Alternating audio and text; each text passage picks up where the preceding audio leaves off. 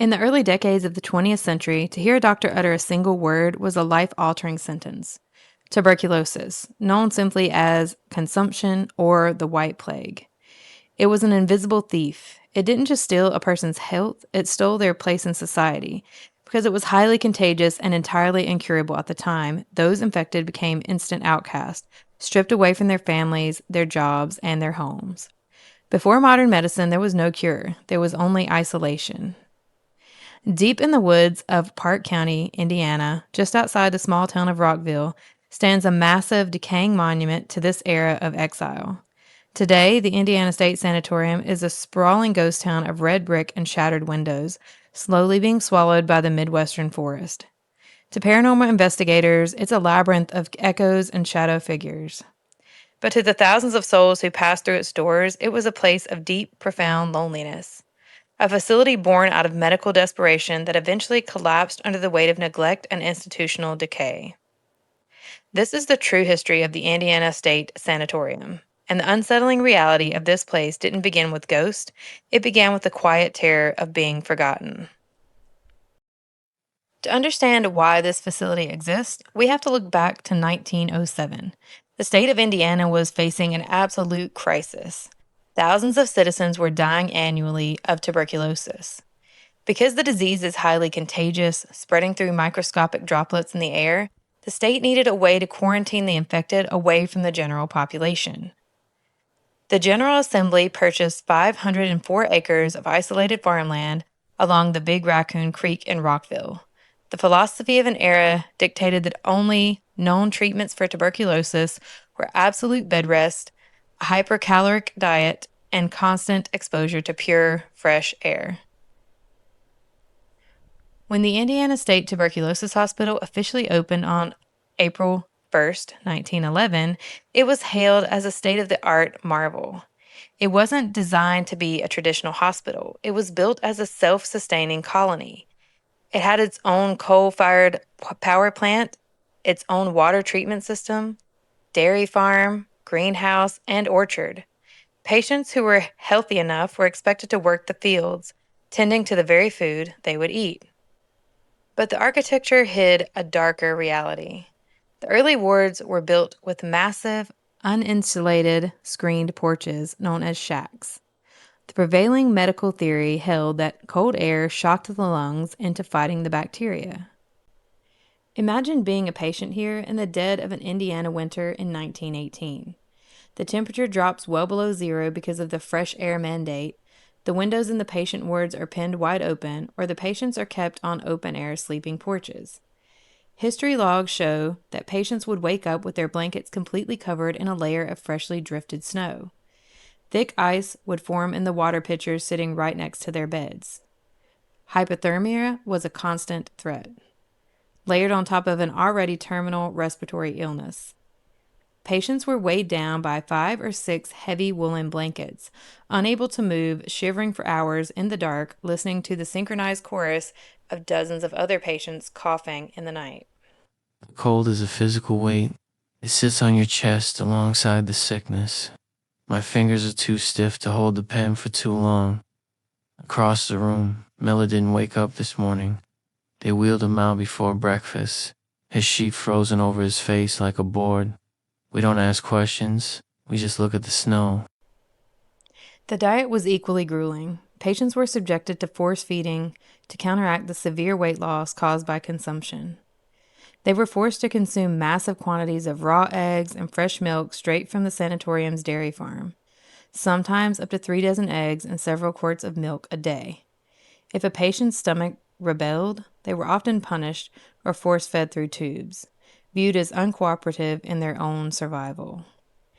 And as the years dragged on, the pure, idealistic fresh air cure began to fail. The death toll climbed, the sanatorium had to adapt, and that adaptation meant turning to the knife.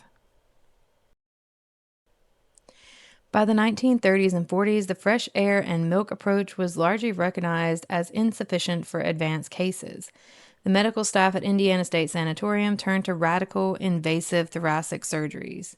These procedures were performed in the upper floors of the main hospital building, away from the eyes of the general population.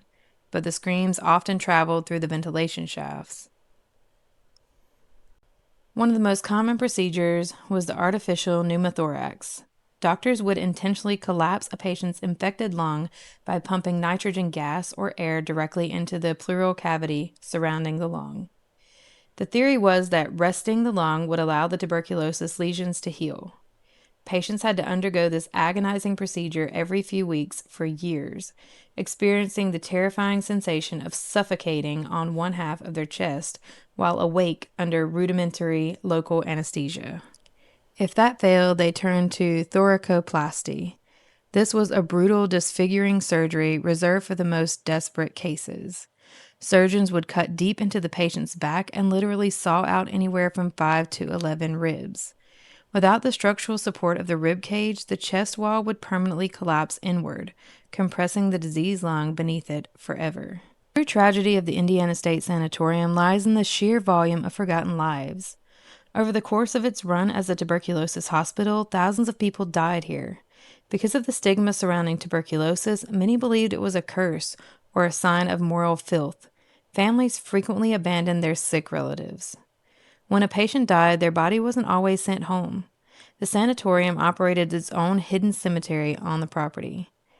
Let's talk about the children. Tuberculosis did not spare the young. The institution featured a dedicated children's ward. These children were separated from their parents for months, sometimes years at a time. Parents were only allowed to visit on specific Sundays, and even then, they were often forced to look at their children through glass partitions or from yards away to prevent infection. Imagine being 7 years old, dying of a disease you don't understand, isolated in a sterile brick facility, surrounded by strangers, while your mother wavers like a ghost on the lawn outside, waving through the window. Clara May spent a restless night on the open porch. Her night sweats have worsened, and she managed only 2 spoonfuls of custard before a severe coughing fit. She held tightly to my hand, asking if her mother would visit this Sunday. I assured her she would, though I pray the child makes it through the weekend. The consumption has taken too deep a root. We can only keep her warm and comfortable now. But as the 1950s arrived, the world changed. The discovery of streptomycin, the first antibiotic cure for tuberculosis, meant that patients no longer needed to be locked away in isolated sanatoriums. The White Plague was retiring. By the late 1950s, the beds at Indiana State Sanatorium were emptying out.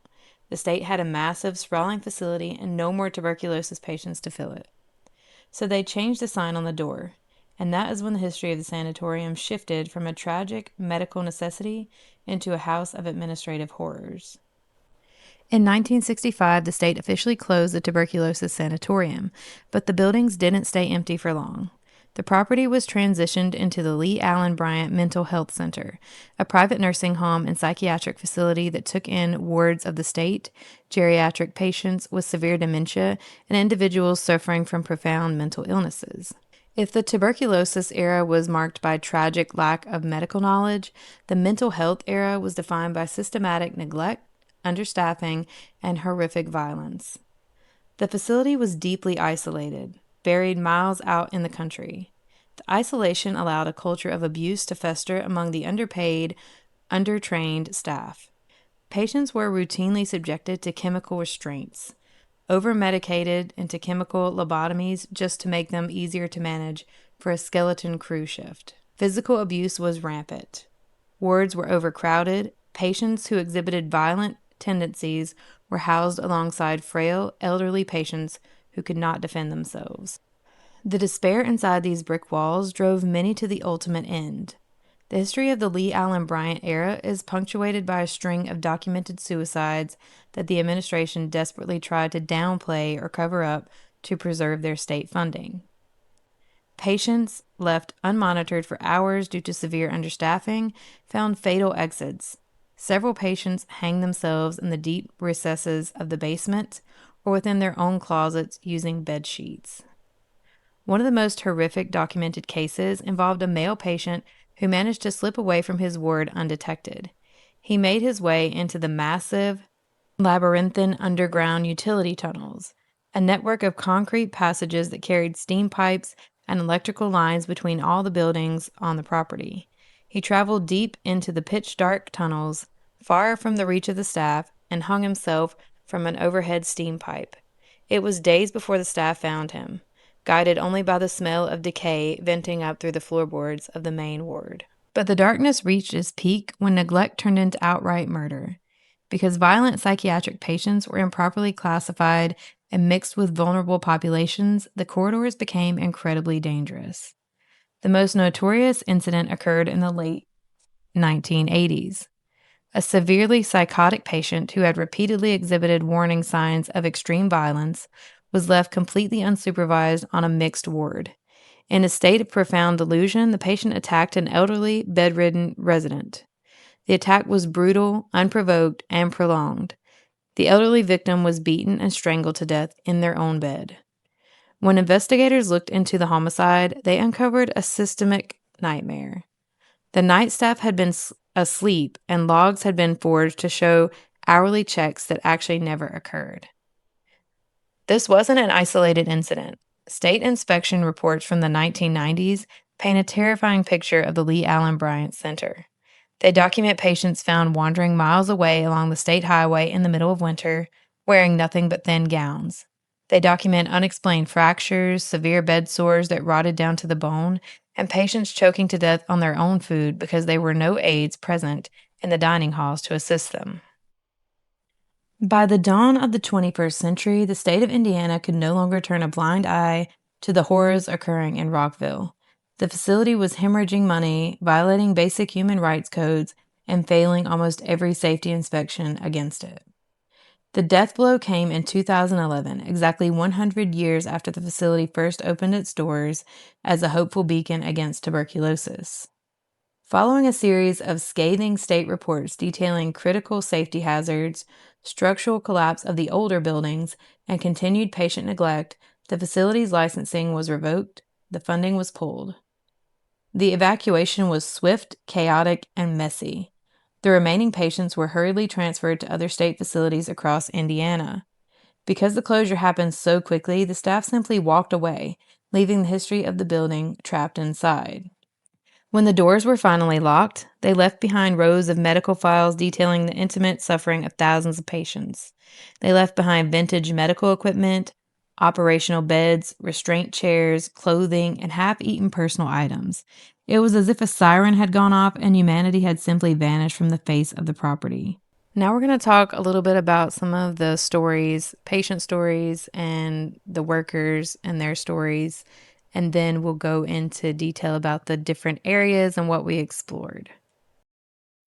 The most widely documented violent crime on the property occurred on Friday, August 7, 2009. During the years the property operated as the Lee Allen Bryant Healthcare Facility. The tragedy involved two longtime maintenance employees who had worked together for nearly 9 years. A professional dispute erupted after 30-year-old Kenneth A. Godfrey was assigned a task that 27-year-old Ryan J. Clark believed he should have been given. Clark confronted Godfrey in a maintenance area on campus and shot him in the chest, killing him.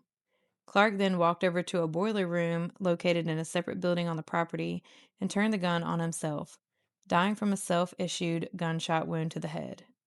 A co-worker discovered Clark's body shortly after, prompting a police sweep that eventually uncovered Godfrey. Toxicology reports later revealed Clark had tranquilizers and marijuana in his system at the time. As the property transitioned to a historic and paranormal tourism site, caretakers and researchers digging through old files and local lore have highlighted several other tragic accounts. One of the most horrific workplace accidents recorded at the sanatorium involved a member of the kitchen staff. Before modern climate control, the commercial kitchens on the property reached extreme, stifling temperatures. A cook was tragically found deceased in the kitchen, having essentially succumbed to severe heat illness and ambient thermal exposure due to the intense heat of the facility's cooking equipment. Records point to a male orderly working at the facility who was being investigated for severe patient misconduct, including the physical abuse and sexual abuse of elderly residents. When his actions came to light, he attempted to flee the campus on foot. While running away from the grounds, he attempted to cross the dark, nearby highway and was struck and killed by an oncoming vehicle. When the facility was a tuberculosis sanatorium, the heavy, stagnant air of the wards was believed to worsen the disease. Doctors heavily emphasized the fresh air therapy, which meant patients were regularly taken up to the wide, flat roofs of the building or housed on massive open-air screen porches, even in the dead of winter. However, the combination of terminal illness isolation and later influx of severe psychiatric patients turned the high-up spaces into a major hazard. Records indicate at least 3 separate individuals jumped from the roof of the main hospital building. 2 of those individuals died on impact on the concrete courtyards below, while the third survived with catastrophic, life-altering injuries. Today, paranormal investigators often focus on the roof access areas, claiming to hear the sound of sudden, heavy impacts echoing in the courtyard. So now we're going to talk about the places we actually explored at Indiana State Sanatorium. We first stopped at the doctor's bungalows. The superintendent's mansion was closed when we were there. I think they're renovating it to be able to do accommodations there. So at the doctor's bungalows, the physicians lived there with their families in separate standalone cottages known as the doctor's bungalows. These structures allow the doctors to remain on call 24/7 while maintaining a small degree of separation from the high-density patient wards. Left untouched for decades, these cottages offer a heavy time capsule glimpse into the quiet domestic lives of families living on the edge of a quarantine zone.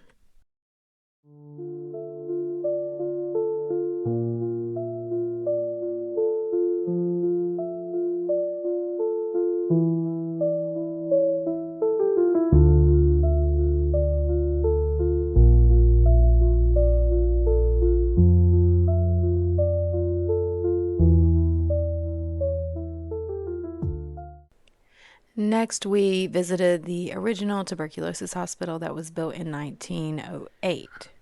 There is this big open area that had like a pew, and I don't know if they did like church services in there. There was like a Bible just opened up, and there is a room here that is called the Rainbow Room.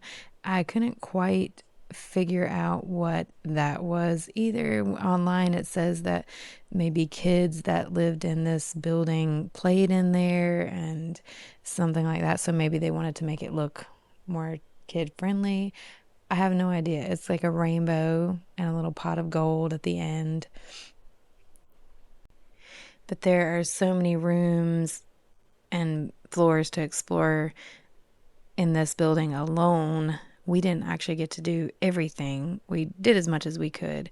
And this is just the video of all the things that we saw.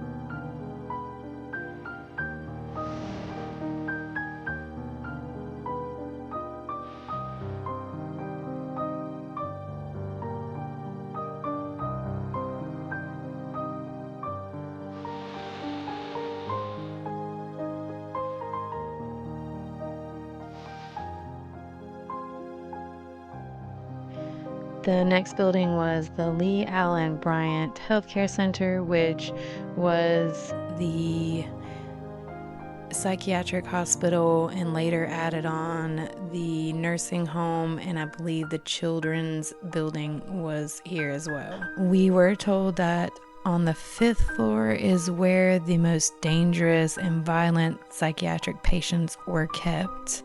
So we went up to the 5th floor. We kind of just went up the stairs first and went to the top of the roof and had a look out. Again, this is where people would jump. And then we went back down and explored. Now, I will say, when we first walked in, we walked into the dining area. It was so strange. It's like there's plates on some of the tables. There's like a checkerboard game. It's just frozen in time. I mean, honestly, it's really strange to see it all, and it's just covered in dust. They just left it, and nobody ever came back for it. And that part was really creepy to me for some reason. We spent time exploring all the different rooms. We found like filing cabinets, just old cabinets. There were clothes. There's graffiti. There's a bunch of dirt and crumbled paint and probably asbestos for sure. Um, and old beds that still had the sheets and stuff on them. And the one thing I thought was really cool, or just strange, there's old DVD, or not DVDs, sorry, VHS tapes that were just lying there covered in dust. Someone just left them laying. And again, it just feels like a time capsule. That was the part that I really thought was special about this place, is it basically is just a time capsule. There was a little area that looked like a recreational area, it had a lot of different seats where it looked like people could just sit and hang out.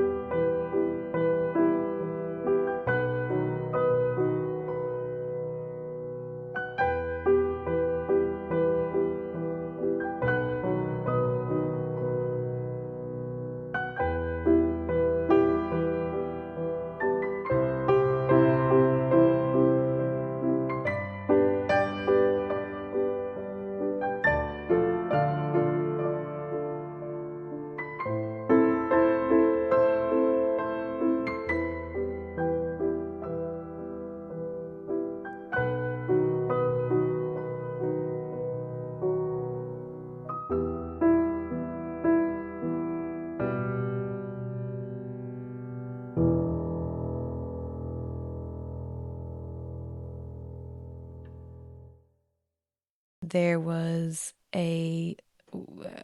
one room that had a picture of a young man and some toys and stuff. So I don't know who the young man is, but his picture's there. There was money laying around. Not a lot of money. It was a few dollars. I don't know.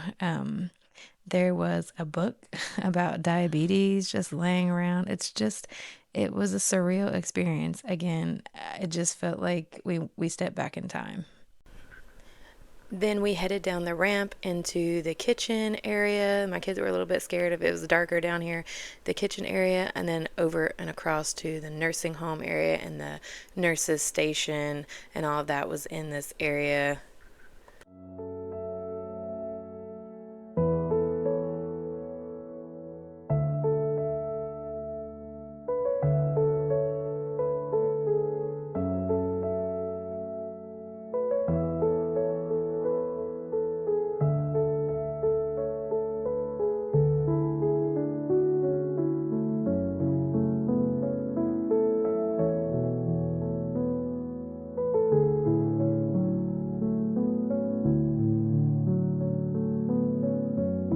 This area seemed like it was a dining area, cafeteria for the nursing home patients, and there was, again, empty plates and just things set out like somebody was going to come sit at them.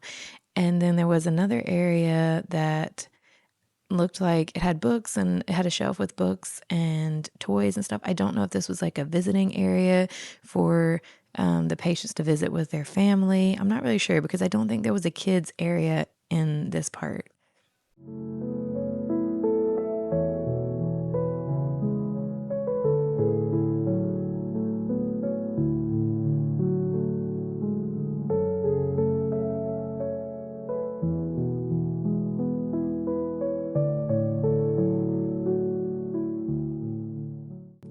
The craziest part to me was the nurse's station. It was, again, just frozen in time, but there were papers, patient papers, and logs, and an old computer. It was just surreal, honestly. That was one of my favorite areas.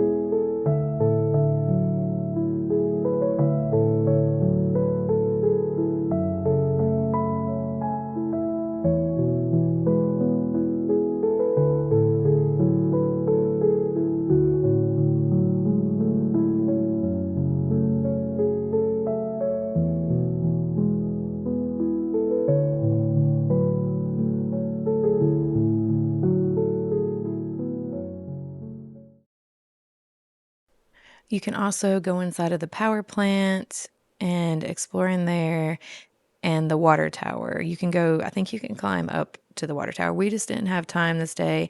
And you can go in the tunnels underneath, but I had a few scared children, and so we didn't do that this time. The halls of the Indiana State Sanatorium may be quiet now, but the walls still hold the weight of thousands of lives spent fighting for breath. It stands as a stark, beautiful reminder of a time when fresh air and isolation were the only medicine we had. If you want to see more hidden history and deep dives into places that the world left behind, make sure to hit that subscribe button, leave a comment with what part of the sanatorium surprised you the most, and we'll see you on the next adventure.